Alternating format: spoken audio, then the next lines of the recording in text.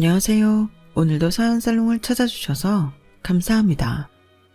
저는 동탄에 사는 30대 후반의 여성이에요. 이제 올해도 얼마 남지 않았네요. 저는 올 한 해 정말 생각지도 못한 일을 겪었어요. 정말 막장 드라마에나 나올 법한 인간을 만났거든요. 저뿐 아니라 저와 시댁 식구들이 같이 겪은 일인데 지금도 생각하면 다들 어이가 없으니 쓴웃음만 짓는 거 있죠. 바로 저의 윗동서가 될 뻔한 사람인데 착하고 능력 있는 아주버님을 속여서 결혼하려고 했던 여자예요. 그 여자는 제가 출신이 천하다며 엄청 무시를 했고 자기가 일하는 명품 매장에서 저를 쫓아내려고까지 했어요. 그러다가 오히려 당한 건 자기 자신이었지만요. 요즘 같은 21세기에 AI가 발달하고 있는 때에 출신을 찾는 것부터가 얼마나 시대착오적인 사람인 줄 여러분들도 느끼실 것 같아요. 제가 겪은 이야기를 들려드릴게요. 저는 남편이 대학원을 다닐 때 만났어요. 그때 저는 우리나라 최고의 요리사를 꿈꾸며 부촌에서 사모님들의 선생님으로 유명하신 분 밑에서 일하고 있었고요. 남편은 제가 특강을 들으러 간 수업의 조교였어요. 제가 경영 쪽에 관심이 있어서 일반인들도 들을 수 있는 강의를 들었는데요. 출석과 성적 관리를 하던 조교가 남편이었죠. 남편 말로는 보통 나이 지긋한 사업가분들이 많은 수업에 20대 중반의 여자가 혼자 와서 용감하게 강의를 듣는 걸 보고 처음부터 반했다고 하더라고요. 말뿐이 아니라고 생각이 되는 게 남편은 첫 수업 이후부터 저한테 굉장히 적극적으로 다가왔어요. 안녕하세요, 김소혜 씨. 저 조영준 조교입니다. 저 아까 보셨죠? 경영대학원 강의 시간이요. 아, 네, 조교님. 무슨 일이세요? 혹시 제가 실수라도 했나요? 아니요. 그런 거 아니고요. 같이 식사하실래요? 대뜸 그렇게 다가왔던 남편이 너무 순수해 보였어요. 저도 싫지 않아서 남편과 한번 저녁 식사를 했는데 그 후에도 남편은 계속 저보고 만나자고 하더라고요. 하지만 저는 여러 가지 따져보기도 했고 선뜻 만나겠다는 말이 입에서 나오지를 않더라고요. 조교님, 솔직한 말씀 드릴게요. 저는 학력이 그렇게 좋지 않아요. 저는 지방에서 중위권 대학 나왔고 지금도 요리 연구가인 선생님 조수로 있어요. 물론 저도 이 시간이 지나고 나면 독립을 할 거지만요. 저희 집도 지방이고 조교님처럼 인류대 다니는 사람하고는 안 어울려요. 아니, 우리가 결혼하자는 것도 아니고 그냥 사귀는 것도 안 돼요? 그런 거 다 빼고 저는 괜찮아요. 만나보고 싶기는 해요. 물론 다른 거 생각 안 하면 만나보고 싶은 분위기는 해요. 그럼 일단 만나요. 만나보고 다른 거는 나중에 생각해요. 결국 저와 남편은 만남을 시작했고 결혼까지 약속하게 되었어요. 그 무렵에 남편은 대학원 박사과정을 졸업했고 1년간의 일본 대학에 가서 경영과정을 밟을 생각이었어요. 저는 그때 막 독립을 해서 한 레스토랑에서 일하고 있었고요. 남편이 일본에 가면 저도 따라가야 했는데 그건 문제가 되지 않았어요. 저도 일본에서 요리 공부를 더 할 수 있었으니까요. 그것보다는 남편 집에서 저를 어떻게 생각할지 그게 너무 신경이 쓰이더라고요. 아무래도 제가 객관적으로 볼 때 남편보다는 기우는 게 많은데 시댁에서 볼 때는 얼마나 볼품없을까 싶어 걱정이 되더라고요. 시아버지는 대기업 다니다가 은퇴하신 분이고 시어머니도 초등학교 선생님이었다는데 저희 부모님은 조그맣게 자영업을 하는 분들이어서 과연 결혼을 허락하실까 싶었죠. 저는 남편 집에서 어떤 말을 들어도 실망하지 않겠다고 마음을 많이 내려놓고 마지막 방문이 될 수도 있다는 생각으로 방문을 했는데 시부모님뿐 아니라 남편의 형인 아주버님도 저를 반겨주시고 너무 따뜻하게 맞아주시더라고요. 우리 영준이가 어디서 이렇게 예쁜 사람을 데려왔나 몰라? 하긴 제가 어릴 때부터 예쁘지 않으면 쳐다보지도 않았어. 아유, 집사람 말에 오해는 하지 마라. 네가 그냥 얼굴만 예쁘다는 게 아니고 전체적인 분위기가 그렇다는 뜻이다. 라는 시아버지 말에 저는 긴장이 풀렸어요. 김소혜입니다. 아버님, 어머님, 아주버님. 이렇게 부르는 게 이럴 수도 있지만 오늘 반갑게 맞아주셔서 정말 감사해요. 감사는 저희가 감사하죠. 영준 이제 일본 혼자 가면 얼마나 꼬질꼬질 후줄근하고 있을까 걱정했는데 이렇게 선뜻 같이 가주신다는 분이 있어서 저희도 한시름 놓았다니까요. 영준이 잘 부탁해요, 재수씨. 맞아. 아가씨가 우리 영준이 식사도 그렇게 잘 챙겨주고 건강식품도 많이 사주고 그랬다면서? 그 얘기 듣고 내가 진짜 마음 쉬고 며느리였겠구나. 혼자 상상했다니까. 그런데 이렇게 직접 보니 정말 딱 마음에 든다. 마음이 얼굴에 드러난다고 참 편안하고 복도 많이 들어올 인상이야. 라며 시어머니가 옆에서 거드셨고요. 저희 부모님이야 더할 나위 없이 남편을 좋아하셨죠. 저와 남편은 양가 지인들의 축복 속에 결혼을 하고 얼마 안 돼서 일본에 갔고 거기서 남편은 경영학 연구를 했고 저는 일본의 요리 선생님한테 요리를 배웠어요. 원래 예정했던 것보다 조금 더 머무르게 되어서 총 2년 반을 일본에서 지내다가 한국에 돌아왔고요. 남편은 한 대학의 연구소에 들어갔고 저는 친한 선배가 자기랑 같이 젊은 사람들 취향에 음식점을 해보지 않겠냐고 해서 조금의 투자금을 넣고 일을 시작했어요. 제가 투자금을 조금만 넣고도 동업을 할 수 있었던 건 선배가 제 요리 실력을 좋게 봤기 때문이었어요. 소희 씨가 음식 개발을 중점적으로 해줘. 나는 운영이나 사람들 관리를 맡을게. 소희 씨 간단하면서도 맛있는 거 뚝딱 잘 만들어내잖아. 나 그 실력 믿고 같이 가자고 하는 거야.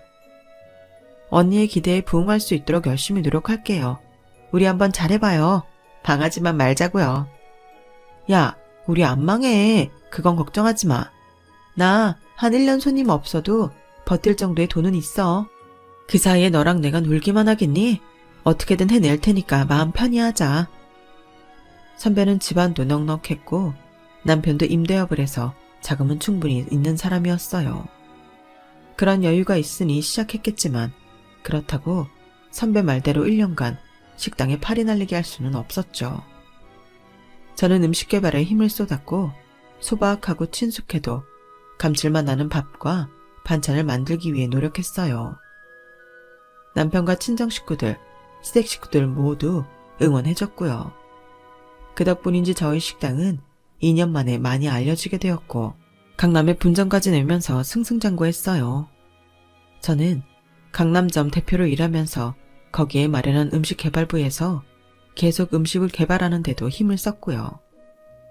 저희 식당 음식은 밀키트로도 많이 나갔거든요. 무엇보다 직장인들한테는 바로 데워서 먹는 음식들이 인기였기 때문에 반조리나 냉동 상태에서 조리를 해도 음식 맛이 변하지 않도록 하는 데에 애를 썼어요. 그러던 어느 날 아주버님이 소개시켜줄 여자가 있다고 하더라고요. 드디어 너도 색시감 집에 데려오는 거야? 아유, 우리 영호 드디어 짝을 만났네. 라며 시어머니도 좋아하셨죠. 정형외과 의사인 아주버님은 워낙 공부만 파고드는 성격이어서 여자를 잘 사귀지 못했다고 하더라고요. 그게 나쁜 의미는 아니고 좀 서툴다고 해야 하나요? 하지만 정말 순수했고 얼굴만 봐도 딱 공부만 했다고 써있는 그런 인상이었으니까요. 축하드려요, 아주버님. 형님 되실 분은 언제 오세요? 제가 그날 와서 정말 맛있는 거 만들어 대접할게요. 고마워요, 재수씨. 일단 다음 주말로 약속했는데 시간 확실히 정해지면 알려드릴게요. 그리고 약속은 다음 주말이 아닌 2주 후에 주중이 되었어요. 그때는 사실 제가 한창 음식 개발을 할 때여서 정신이 없긴 했네요. 주말에는 음식 개발을 안 하고 식당에서 음식 관리만 하면 되는데 주중에는 개발팀과 회의도 하고 직접 새로운 요리도 만들어야 하니 오히려 더 바쁠 시기였어요. 그래도 아주버님이 결혼할 사람이 온다는데 그냥 있을 수 없었죠. 저는 일찍 가지 못할 것 같아 아예 요리를 식당 주방에서 만들어서 가져가겠다고 했어요. 아침부터 장을 봐서 미리 소스를 만들고 밑간을 하고 준비를 했음에도 식당 일도 해야 하니 시간이 너무 빠듯하더라고요. 저는 그날 마지막으로 만들어서 맛볼 개발팀 음식을 만든 후 서둘러서 장어를 굽고 도미 요리도 하고 떡갈비도 만들어서 부랴부랴 시댁으로 향했어요. 제가 도착한 건 예비 형님이 오기로 한 시간보다 20분 정도 늦었어요. 일만 하다가 늦어서 오다 보니 저는 에이프런도 벗지 않았고 겉에는 잠바만 걸치고 화장기도 없는 그런 상태로 예비 형님과 처음 만나게 됐어요. 제가 양손에는 보자기로 싼 음식 그릇을 잔뜩 들고 뚱뚱해 보이는 잠바에 후줄근한 바지를 입고 들어갔으니 초라해 보이긴 했을 거예요. 그런데 예비 형님은 딱 저랑 눈이 마주친 순간부터 저를 내리깔고 보는 기색이 역력했어요. 딱 저를 아래 위로 여러 번 훑어보더니 고개를 까딱하더라고요. 안녕하세요. 박경이라고 해요. 반가워요. 라더니 그 다음부터 저한테는 한마디 말도 안 붙이고 시어머니 시아버지한테만 어찌나 살갑게 굴던지요. 조금 섭섭하기는 했지만 미래의 시부모님한테 잘 보이는 게 잘못하는 일은 아니니 가만히 있었어요. 저도 예전에 분명 저런 모습이었을 거다 하면서요. 그날 만남이 마무리될 무렵 어쩌다 보니 부엌에서 저랑 예비 형님 만남게 되었는데 그 여자가 저한테 이러더라고요. 식당 일이 고되기는 하죠. 하긴 노동이라는 게 그래. 어쨌든 오늘 잘 먹었어요. 뭐 비싼 음식 흉내내려고 노력은 했네요. 흉내라고요? 저거 다 제가 양념 비율도 만든 거라서 흉내고 뭐고 할 게 없는데요. 저도 요리인으로서 자존심이 있어서 흉내라는 말을 들으니 발끈하게 되더라고요. 그래도 평소에 안 해보던 거 하려면 어렵잖아요. 식당에서 하는 음식들은 아니잖아. 막 하는 음식만 만들다가 저런 비싼 재료로 정성 들인 거 티내는 거 만들려니 고생했다 그 소리예요. 그러니 너무 고깝게 듣지 말고 음식 잘 먹었단 뜻이니까요. 은근 반말을 섞어가며 하는 말도 참 거슬리더라고요. 예비 형님은 나이만 따지면 저보다 한 살이 어렸거든요. 아직 결혼은 안 했지만 그래도 예우를 갖춰주려는데 그쪽에서 먼저 저를 깎아내리려고 하니 불쾌하기는 했어요. 아니, 막 하는 음식이라는 게 무슨 뜻이에요? 세상에 그런 음식은 없어요. 일반 식당에서 많은 사람들이 먹는 건 뭐 대량으로 대충대충 조미료 넣고 만드는 거잖아요. 재료도 싸구려고. 제가 무슨 음식을 만드는지 보지도 않고서 그런 말씀하시는 거예요. 안 봐도 딱 알지. 하고 다니는 거 보면. 뭐 웬만한 식당이 아니고는 다 그렇지 않겠어요? 내가 한남동에 있는 명품 보석 매장에서 일하잖아요. 그래서 다 안다니까. 이 사람이 돈이 있나 없나, 분해가 나나 안 나나. 명품 회사에서 일하다 보면 그런 감이 발달하는 법이에요. 그러니까 내 앞에서 괜히 있는 척하려고 애쓰지 마요. 나한테 벌써 다 뽀록났으니까. 말투며 쓰는 단어들까지 참 마음에 안 든다 싶었어요. 그래도 아주버님이 좋다고 하는 여자인데 그렇게 좋아하는 데에는 내가 모르는 좋은 점이 있을 거라고 애써 화나는 마음을 눌렀어요. 아주버님이야 워낙 집안이 어떻다, 우리 가족이 뭐한다, 그런 티를 내는 사람이 아니어서 저에 대해서도 이런저런 설명을 하지는 않았을 것 같더라고요. 아주버님이 워낙 성실한 데다가 자기 입속을 잘 차리지는 못해서 저는 그게 너무 안타까웠어요. 한 번은 같은 대학 선배와 병원을 차렸는데 그 선배가 뒤통수를 차렸는데도 자기 돈도 돌려받지 않고 그대로 나온 적도 있었고요. 저는 아주버님이 학교에서 학생들을 가르치는 게 더 어울린다고 생각했고 그런 뜻을 전한 적이 있어요. 재수씨 말도 맞지만 저도 돈 벌어서 부모님한테 효도도 해야죠. 학교에 있어도 돈이야 벌겠지만 제 시간이 너무 없어서 부모님하고 함께 할 시간이 거의 없을 거 아니에요. 그럼 제가 아주버님 병원 내는데 돈 보탤게요. 어머님 아버님 보태주신다는 것도 좀 모자라잖아요. 그래서 또 동업할 사람 찾고 있는 거고요. 아니에요. 제가 어떻게 재수씨한테 돈을 받아요? 공짜로 드린다는 소리 아니에요. 병원 안정되고 나면 그때부터 조금씩 갚으시면 되잖아요. 그러자 고맙다며 닭똥 같은 눈물까지 뚝뚝 흘렸던 아주버님이었어요. 이렇게 착한 분이 좋은 여자를 만나기를 바랬는데 그날 본 예비 형님은 아무래도 사람이 좋아 보이지는 않았어요. 그건 남편도 비슷한 의견이었고요. 엄마 아버지한테는 엄청 잘하려고 노력은 하는데 왜 뭔가 이렇게 찝찝한지 모르겠어. 사람들한테 감이라는 게 있다는데 그게 이런 건가 보더라고요. 이제 와서 하는 이야기긴 해도 남편과 저는 그때 우리가 쎄했던 게 다 이유가 있다는 말을 가끔 하거든요. 아무튼 저와 남편은 아주버님이 택한 사람이니 좀 더 지켜보자는 생각을 갖고 있었어요. 하지만 양가 상견례에서 예비 형님은 더 저를 무시하는 모습을 보였어요. 이런 음식 먹어보는 것도 다 좋은 경험이 될 거예요. 나 하나 되니까 이런 자리 마련한 거지. 어디서 먹어보겠어? 이런 말을 하기도 했고, 요리사가 먹어보니까 어때요? 입맛에 맞아요? 라고 묻더니 제가 대답하기도 전에 이런 데 음식은 보통 식당이랑 달라서 좀 싱겁게 느껴질 수도 있어요. 다 감안하고 먹어요. 이러는 거였어요. 그래도 저는 웃으면서 네 하기만 했죠. 좋은 자리를 망칠 수는 없으니까요. 그런데 그날도 마지막 헤어지기 전 남편이 주차장에서 차를 빼는 걸 기다리는데 제 옆으로 오더니 목걸이를 보여주더군요. 이거 보여요? 그이가 프로포즈 할 때 사준 거.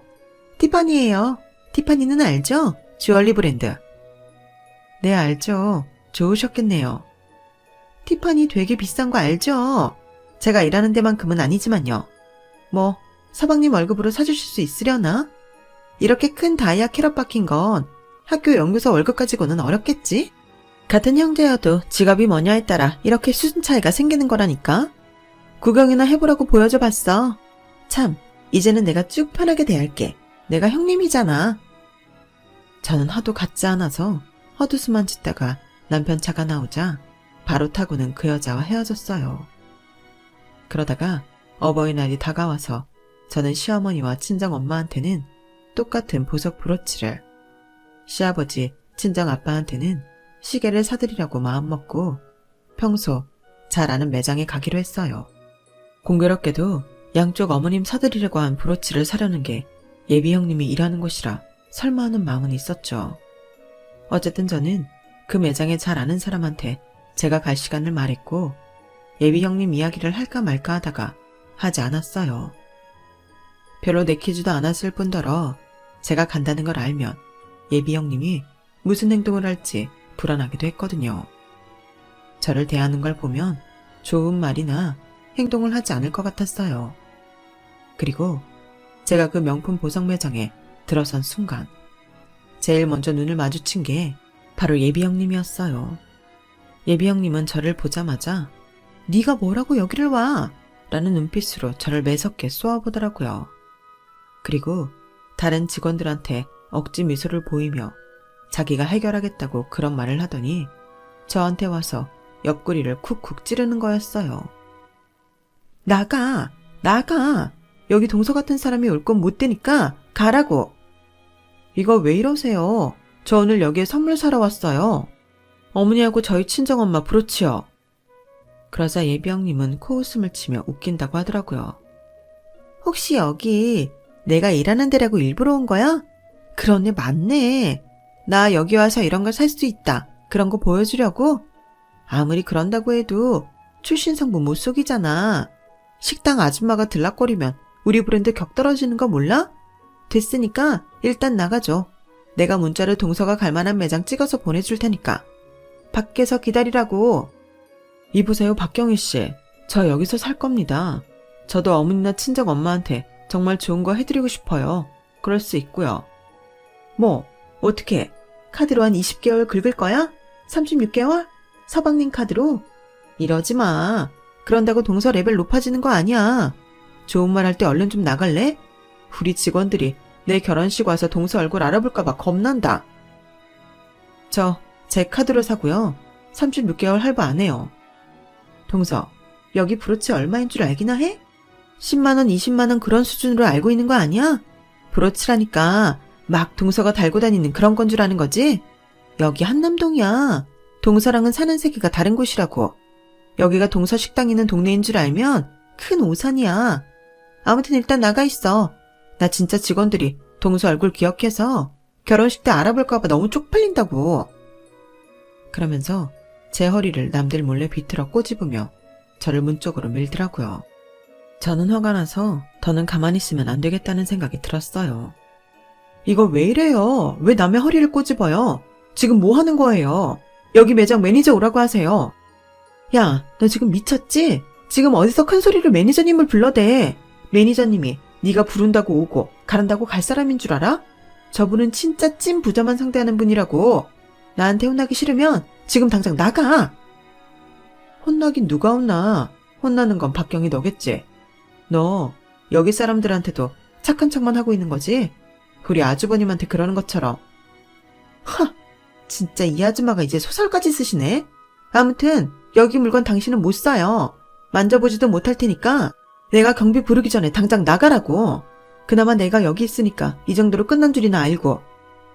그때였어요. 매장 안쪽에서 누군가 나오더니 저를 불렀죠. 어머, 김 대표님, 오셨으면 저 찾지 않으시고 왜 그러고 계세요? 박경희 씨, 지금 뭐 하는 거예요? 매니저님, 걱정 마세요. 제가 바로 내보낼 거예요. 안 그래도 내보내려고 하고 있었어요. 누굴 내보내? 김수혜 대표님? 내 손님인데. 내 손님이요? 순간 예비 형님은 그 자리에 얼음이 돼서 서 있었어요. 제가 매니저 손님이라는 게 믿기지 않는다는 눈빛이었어요. 내가 오늘 중요한 고객님 오신다고 했잖아. 바로 그분인데 지금 왜 박경희 씨가 나서서 이러고 있는 거야? 아니, 저는 그러니까 이 사람, 아니 동서, 식당에서 일하는 사람이에요. 다른 고객님이랑 헷갈리신 거죠? 뭐가 어째? 지금 뭐라고 했어? 식당에서 일하는 사람? 그래, 우리 딸이 음식개발팀에 있는 땡땡 한정식에서 일하시니까 식당에서 일하시는 거 맞네. 근데 말투가 그게 뭐야? 지금 내 귀한 손님한테 무슨 실수를 하고 있는 건 줄 알아? 네? 땡땡 한정식 대표가 이 사람이라고요? 예비 형님은 귀신이라도 본 것 같은 표정으로 저를 쳐다봤어요. 그래, 종로에 본점 있고 강남에 분점 있는 그 한정식. 거기 밀키트 사업까지 해서 얼마나 큰지 박경희 씨도 알지 않나? 잘 나가는 사업에 관심 많으니까. 거기 강남점 맡고 계시고 공동 창업자인 김소혜 대표님이셔. 아니, 그냥 만만한 동네 식당 아줌마 아니었어요? 그러자 매니저는 짜증스럽게 예비 형님을 저한테서 떼어냈어요. 세상에 만만한 식당이 어디 있어. 그리고 박경희 씨 표현대로 동네 그냥 그런 식당 아줌마라면 강남점 건물을 소유하고 있겠니? 아무튼 박경희 씨, 안 되겠으니까 나중에 다시 이야기하기로 하고 일단 좀 떨어져. 나는 김 대표님 모실 테니까. 그렇게 예비 형님은 결국 저한테서 떨어졌고 저는 매니저의 안내로 안쪽에 있는 응접실로 들어갔어요. 제가 양쪽 집 어머니들한테 드릴 브로치를 고르고 포장을 기다리고 있는데 예비 형님이 바깥을 힐글거리며 들어오더군요. 보아하니 매니저 몰래 들어온 것 같았어요. 저기 동서, 아니 대표님, 아니 왜 그런 얘기 진작 안 해주신 거예요? 아니면 제가 그러지는 않았을 텐데. 사람 겉모습만 보고 판단한 경희 씨가 문제 아닌가요? 그리고 저 오늘은 다른 날과는 다르게 이 매장에 어울리게 걸치고 나왔는데 그런 것도 안 보이죠? 그제야 예비 형님은 저를 자세히 보고는 눈을 질끈 감더라고요. 정말 제가 잘못했습니다, 대표님. 한 번만 용서해 주세요. 다시는 이런 실수 안 하도록 하겠습니다. 뭘 용서해요. 원래 박경희 씨가 그런 사람인 것 같은데 그게 내가 용서하고 말고 한다고 해결된 문제인가요? 전에 박경희 씨 그랬죠. 명품 회사에서 일하다 보면 이 사람이 분해 나는 사람인지 아닌지 안다고. 나도 그동안 사람 상대하면서 이 사람 인격이 괜찮은지 안 돼먹은 건지 그 정도는 파악하거든요. 그동안은 아주버님이 좋아하는 여자를 참고 있었는데 이제는 진짜 안 되겠어요. 제가 오늘 일 시댁 가서 모두 다 있는 데에서 말할 거예요. 어떻게 판단하실지는 그분들한테 달려있지만 뭐 저랑은 생각이 크게 다르지 않을 것 같네요. 그러자 예비 형님은 제 앞에 무릎을 꿇고는 저한테 매달렸어요. 동서님, 대표님, 정말 저 그런 사람 아니에요. 저 알고 보면 괜찮고 여기서도 저 다 착하고 평 좋아요. 정말 조금만 더 지켜보시면 알 거예요. 그동안은 제가 몰라뵙고 큰 실수를 저질렀네요. 제발 오빠랑 어머님 아버님한테는 알리지 말아주세요. 제가 이렇게 빌겠습니다. 저한테 딱 한 번만 더 기회를 주세요. 안 그래도 영호 오빠가 동서님한테 잘해야 된다고 신신당부해서 그러라고 했어요. 정말이에요. 제 진심을 알아주세요. 오늘은 제가 너무 당황했고 경황이 없어서 그랬어요. 한 번만 용서해 주세요. 그렇게 싹싹 빌고 있는데 매니저가 선물 포장된 브로치를 각각 다른 쇼핑백에 담아서 가져왔어요. 저는 일단 알겠다고 생각해보겠다고 하고 그곳을 나왔죠. 바로 아버지를 선물도 사러 가야 했으니까요. 하지만 지 말로 착하다는 예비 형님의 말을 저는 믿을 수 없었어요. 그동안 저한테 보여온 행동들이 있었으니까요. 물론 아주버님이나 시부모님한테 그리고 제 남편한테 하는 걸 보면 굉장히 착하고 순수해 보이기까지 해요. 하지만 그건 겉모습일 뿐 속은 그렇지 않다는 걸 제가 그저 그런 식당 아줌마인 줄 알 때 다 드러낸 거죠. 하지만 저한테 매달리는 걸 보니 또 아주 나쁜 사람은 아닐 수 있겠다 싶어 일단 입을 다물고 있었어요. 남한테 상처 주는 일 하는 게 마음이 편치는 않았거든요. 그런데 며칠이 지난 후 바로 예비 형님이 있는 매장의 매니저가 저한테 만나자고 연락이 왔어요. 그것도 자기가 우리 식당 근처로 오겠다면서요. 바로 예비 형님 때문에 기니 할 말이 있다고 하더라고요. 저는 어리둥절했지만 굉장히 심각한 목소리였기 때문에 알겠다며 시간을 비워두겠다고 했죠. 그렇게 만난 매니저는 저한테 자기 핸드폰 화면을 보여줬는데 거기에는 예비 형님과 어떤 남자가 찰싹 달라붙어서 찍힌 사진이 있었어요. 이건 모르는 사람이 봐도 연인 같았죠. 이게 대체 뭐예요, 매니저님?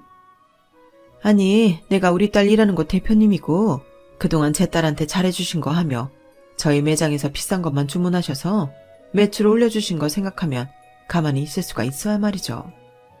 박경희 씨가 보기에는 얌전하고 굉장히 성실해 보이는데 사실은 그렇지 않아요. 처음에는 저희도 다 착하고 순수한 사람인 줄만 알았죠. 그런데 박경희 씨가 매장에 오는 남자 손님들 연락처를 몰래 빼돌려서 이 사람 저 사람 만난다는 소문이 돌더라고요. 게다가 다른 직원들도 항상 제 시간에 안 오고 늦으면서 다른 사람들한테는 자기가 피해자인 척한다면서 불만이 늘고 있고요. 그날 대표님 가시고 나서 대표님이 자기 동서될 사람이라고 어찌나 자랑을 했는지 몰라요. 저는 그런데 왜 대표님이 저한테 동서지간 된다고 말을 안 했는지 의아했고 박경희 씨가 처음에 대표님 대하는 태도도 이상했거든요. 보니까 박경희 씨가 대표님을 몰라보고 그랬더라고요. 그걸 알고 나서 아, 너 그런 애였구나 하고 있었는데 세상에 저희 명품샵들 사이에 돌던 소문이 맞았어요. 지금 박경희 씨 다른 남자 만나고 있어요. 저 남자한테도 명품 선물 꽤 받았나 보더라고요. 저는 너무 놀라서 다시 한번 그 사진을 들여다봤어요. 아니 그럼 저희 아주버님하고 결혼하기로 한 건 뭐죠? 제가 좀 알아봤는데 예물 받아먹고 튀려고 하는 것 같아요. 자기 다른 남자 생겼다고 결혼 깨려는 거죠. 아, 제가 대표님 말씀 들어서 아주버님이라는 분 성품이 되게 좋을 거라 생각했는데 어쩌다 이런 여자를 만났대요. 아주버님이 여자를 사귀어 본 경험이 없어서 이런 데서 아주 나쁘게 작용을 한 거였어요. 저기 매니저님, 일단 이 사진 저 보내주시고요. 혹시 더 결정적인 사진 같은 거 없을까요? 영상도 좋고요. 제가 알기로 저희 직원 하나가 무슨 영상을 갖고 있다고 했어요. 제가 그거 찾아서 보내드릴게요. 감사합니다. 이렇게 알려주셔서 정말 감사해요. 별 말씀을요. 저희 딸내미 전에 회사에서 왕따 당하고 오히려 억울한 누명 쓰고 쫓겨나는데 대표님이 개발팀 받아주셨잖아요. 거기다 심리상담도 받을 수 있게 배려해 주시고 상담비도 주시고 제가 아무리 명품 매장에서 일한들 제가 명품도 아니고 그런 부자도 아니고 저는 일개 직원이잖아요. 게다가 이혼한 남편 빚까지 떠맡아서 정말 힘들었는데 대표님 나이도 어리신데 얼마나 많은 편의를 봐주셨어요. 그런 거 생각하면 더한 것도 해드려야죠. 매니저는 그렇게 인사를 하고 떠났고 저는 사진을 다시 보고는 저절로 주먹이 꽉 쥐어졌어요. 그 박경이라는 여자를 도저히 용서할 수가 없겠더라고요. 아주버님처럼 순수하고 자상하고 착한 사람을 이용해 먹으려 들고 저희 시부모님까지 속여서 자기 입속을 챙기려 하다니요. 저는 그날 시댁의 남편과 찾아가서 사진을 보여드리고 매니저한테 들은 이야기를 다 했고 저한테도 그동안 어떻게 행동했는지까지 말을 했죠. 다들 충격을 받아서 한동안 아무 말도 없더라고요. 하지만 이걸 정리해야지 어쩌겠냐는 쪽으로 이야기가 흘러갔어요. 혼수가 오가지 않고 그 전에 알게 된 것만도 다행이라고요. 아주버님은 그동안 그 여자가 요구한 비싼 선물들을 꽤 많이 한 상태이긴 하더라고요. 저희는 의논한 끝에 일단 한복을 마치기로 한 날 한복집 앞에서 만나기로 했어요. 거기에 그 여자 친정 부모님도 같이 나오라고 했고요. 저희가 먼저 한복집 근처에 도착했고 잠시 후에 그 여자와 그 여자 엄마가 오더라고요. 아빠는 다른 약속이 있어서 못 오신다고 하면서요. 일단 알겠다고 한 뒤에 제가 먼저 입을 열었어요. 한복 맞추러 들어가기 전에 할 말이 있는데요. 형님, 아니 박경희 씨, 아주버님하고 저희 시부모님한테 할 말 없어요? 무슨 할 말이요? 혹시 제가 전에 매장에서 실수한 것 때문에 그러시는 거면 제가 그날 충분히 사과드려서 괜찮은 줄 알았는데요. 그거 말고요. 아주버님한테 하고 싶은 말 없어요? 이따 저녁 같이 먹자, 뭐 그런 거요? 왜 그러세요? 무슨 말씀을 듣고 싶으신데요? 여자 어머니도 궁금하다며 왜 그러냐고 묻더라고요. 저는 어쩔 수 없이 여자가 다른 남자와 꼭 붙어있는 사진을 들이밀었어요. 그 여자는 처음에 당황하더니 곧 평정심을 찾더군요. 네, 봤어요. 근데 이게 왜요? 요즘은 친구들끼리도 잘 이러고 다녀요. 김 대표님, 아니 동서. 내가 1살 어리긴 해도 결혼하면 손윗사람 되니까 동서라고 말 놓을게. 나 때문에 기분 나빴다고 이러는 건 아니지. 어디서 출처도 불분명한 사진을 갖고 와서 나를 이상한 여자로 모는 거야? 그것도 아버님, 어머님 다 있는 데서 우리 엄마까지 있고. 나 그렇게 산 사람 아니야. 이러지 말자. 마음 아픈 소리 했던 건 정말 미안하지만 그렇다고 나한테 이러면 안 되지. 지금 저지른 이 일은 동서가 책임져. 나한테 사과하고. 사과는 무슨 사과? 그럼 이건 뭐야? 이번에는 제가 동영상을 보여줬어요.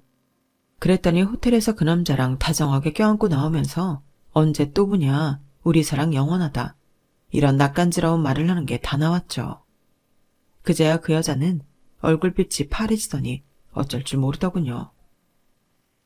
네가 출처도 불분명하다던 그 사진은 니네 매장 매니저님이 직접 찍어서 나한테 보내준 거야. 그리고 너, 저 남자 한 명 아니더라? 너 어차피 우리 아주버님하고 결혼 안 할 거니까. 아니, 못 할 거니까. 너라고 할게. 네가 나보다 1살 어리잖아. 너 이 남자는 뭐야? 저는 어떤 남자의 SNS 계정을 보여줬어요. 거기에는 리조트에서 다정하게 사진을 찍은 다른 남자와 그 여자가 있었죠. 너, 이 남자가 너랑 사귀는 거 맞다고 확인까지 해줬어. 니네 매장에 오는 손님이라던데 비싼 남자용 보석 많이 사가는 사람이고 너 이러는 거 니네 매장 직원들 진작 눈치채고 있었어. 알아? 그러면서 어떤 직원이 저한테 대신 전해달라는 문자를 보여줬어요. 거기에는 이렇게 써 있었어요. 박경희, 너는 네가 착한 사람인 줄 알지? 맨날 일 실수해놓고도 착하다는 이유로 빠져나가고. 넌 착한 게 아니야. 재수없는 거지. 그제야 그 여자는 얼굴이 빨개져서 발을 동동 굴렀어요. 저기, 그러니까 아니에요. 오해예요. 이 남자들하고는 친구처럼 만난 건데 이 사람들이 오해를 해서 그래요. 정말이에요. 오빠, 아니야. 나 오빠랑 결혼하고 싶어. 나 의사 쌍무님 되고 싶다고. 그러니까 나 한 번만 믿어줘. 웃기지 마. 너 회식에서 술 잔뜩 취해서 네 입으로 말했다더라.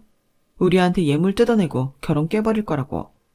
그 말 증언해줄 직원이 줄을 섰던데?